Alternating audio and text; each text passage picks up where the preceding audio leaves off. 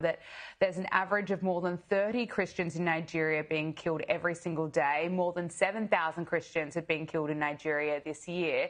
Yet Nigeria has pushed back against reports such as those. Its Ministry of Foreign Affairs saying earlier that this year that there's plenty of misinformation and misleading reports regarding the supposed targeted killings of Christians. Can I get your response to that? Yeah, the government's speaking nonsense and hoping the world doesn't pay attention.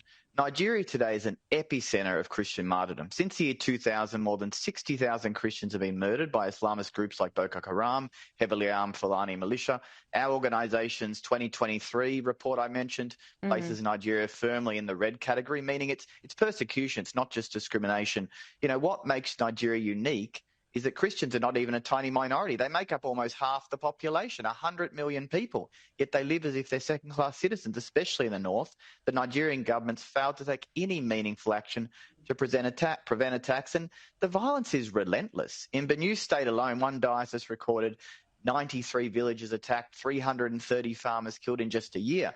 This past June, a couple months ago, another attack in Benue. A gunman raided a town, killed 100 people, forced 4,000 to leave. And it's not just killings, Gabriella. We're speaking of abductions, burned villages, destruction of churches, millions forced into camps where they lack even the basics. And every single day, Nigerian Christians wake up to the fresh news of kidnappings or attacks. It's not sporadic, it's systematic, it's targeted, it's gone on for decades with little accountability. Good day, sir. Viewers, if you are watching, click on the like button, drop your comment, and also share this program to others.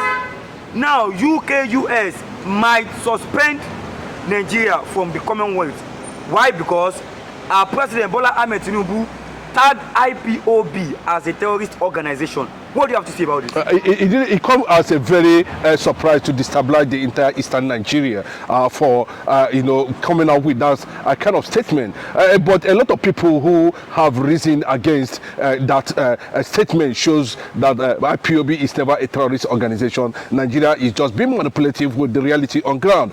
Currently now, they have written to the Commonwealth Secretary General, who happens to be a Ghanaian, a former Ghanaian, Foreign Affairs Minister, Buchwe, Shelley has acknowledged that petition that written by Pan-African Institute to Commonwealth that action should be taken against the federal government, tagging IPOB as a terrorist organization, and this might actually lead, to a judicial execution of Nnamdi Kanu in DSS custody. The Nigerian government has not been able to establish, any case against Nnamdi Kanu. A lot of people wonder how Bola Ahmed Tinubu, get to that decision of prejudicial trial of Nnamdi Kanu, and also sending a direct signal that is likely going to compromise the judicial process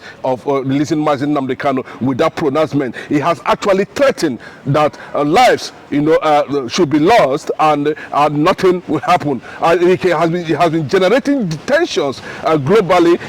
There is massive, unrest in the eastern part of the country, and the whole thing, everybody is coming in condemnation of that October speech by President Bola Ahmed Tinubu, which has also attracted the attention of UN agencies that put,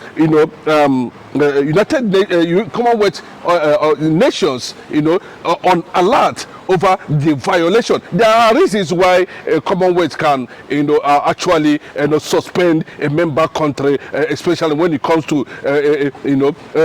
abuse of human rights, oppression and suppression, that like what we are witnessing today, where, the judiciary is not independent enough to be able to take a pronouncement on an issue that has to do with self-determination.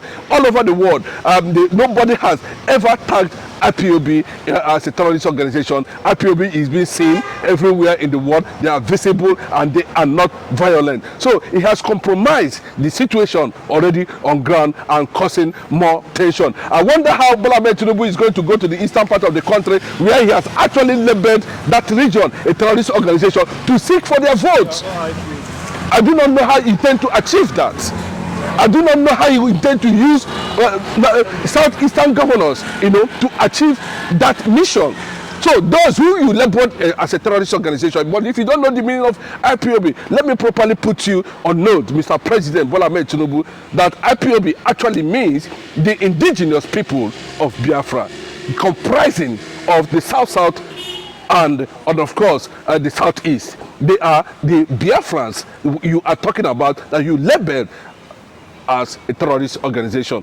Nigeria have a case to answer because the suspension, the documents from what we are hearing has reportedly been acknowledged by the Commonwealth General, who happens to be a former minister in Ghana. Her name is Shelley Bochwe, and he has put everybody on alert that if care is not taken, because the world is observing. The last time the Commonwealth suspended Nigeria was around maybe 1995, or during the case of Sarowiwa, until they finally returned to democratic rule, where that they were being acknowledged back as a member state. But now there's this massive violation of a total collapse of democratic principles, and these are the things that will likely lead to suspension, which has been documented properly and be presented to the Commonwealth. The consequences of this is that Nigeria will be disengaged, and of course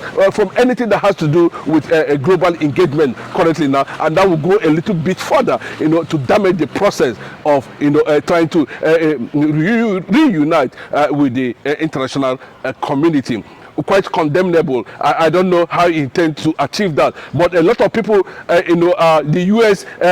agency, human rights agency, have written to the congressmen currently now, and they are working on those documents. We don't know what they're going to come out with it at the end of the day. But while we are still talking about global condemnation of Bola Ahmed Tinubu's tag of IPOB as a terrorist organization, that means he is not likely going to go to the eastern part of the country to ask for their votes, because IPOB is an umbrella organization of all the indigenous people of Biafra, as enshrined in the United Nations Charter, which is not a crime. Self-determination has never been a crime, and everyone has come to identify with the reality that Mazi Nnamdi Kanu never associated with anything that has to do with knife or gun or whatever. What Mazi Nnamdi Kanu is talking about, that the Biafrans should be given a separate sovereignty for them to actually stand and defend the jihadist tendencies that is already enveloping the country. The Kwara section part of the country, a state in Nigeria, is already destabilized. Everybody is on the run, and where are they running to? Yes, where are they running to? They are running to Biafra land. The Benues are running to Biafra land. The Plateau people are running to Biafra land. So how do we? Because they felt that is where they are going to be protected, given the fact that over 500,000 Christians has been killed, and that's the only Christian region that you can talk about in Nigeria today that has not been able to embrace what we are seeing today. But the federal government, in alliance with their Arab countries and radical Muslims all over the world, has identified that region as a conquest region where they are going to actually establish whatever they are having in mind. But that should be a red line. But the direct message to Bola Ahmed Tinubu, you have severed the relationship between the Yorubas and the Igbos by that comment and by that broadcast that day is quite regrettable. It shows that we are taking the people for granted, and it might result to certain consequences. What we are expecting the federal government to do is to allow Mazi Nnamdi Kanu have his own fundamental right, access to whatever he wants. But unfortunately, that has been denied, signaling that the entire 85 million Igbos, Biafrans around the world, is currently under bondage. It might result to uncertainty, I can tell you that, because there is a bottled up anger in the eastern part of the country and all over the world concerning the decision of the Yoruba President Bola Ahmed Tinubu. Yes, I call him Yoruba President because he has actually, shows that he's in alliance with Islamic tendencies in this country. I think he has not been hearing how these people are taking lives on daily basis. There's nowhere in the history where in the kingdom or the progenitors of the Igbo race, have ever invaded any community, any place, anywhere in the world to, enslave them or carry out a kind of conquest. It is our fundamental right as enshrined. Unfortunately, we don't have United Nations. We do not have AU anymore. That is the reason why the Sahel nations are currently, positioning themselves for the reality on ground. Even though we are hearing, there are a lot of groundwork, that is ongoing. That another Mazi Nnamdi Kanu might likely emerge, and the world might not find it difficult if they continue to treat Mazi Nnamdi Kanu at that point, and he unfortunately loses his life. Bola Ahmed Tinubu and the Yoruba people and the Yoruba race, and of course Nigeria entirely, we know that actually they have severed whatever relationship and unity and alliance in the build-up of this calamity called Nigeria.